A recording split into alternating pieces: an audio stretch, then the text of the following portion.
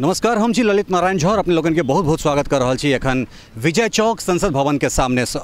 शारदे मातर भवेत में जीवनम ही सात्विकम। ओई परंपरा के हम सब परिष्कृत करके टेमी नहीं दै के हम सब शीतल टेमी के व्यवहार करी। ई जे तीन गो जाय छै जेमे दोसर विवाह नहीं होय छै तो किछ जे बुजुर्ग महिला से हमरा बात भेल तो हुनका और के कथन रहे जे ई एकटा चिन्ह छियै जे एई कन्या के बियाह भ गेल।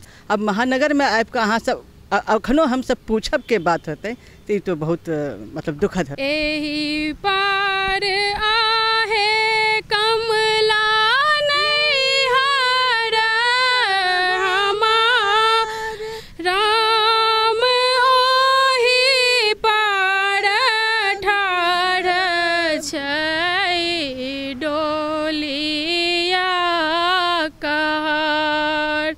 मन छल पाबन पिया संग पूजितो नहीं ऐला साजन हमार है।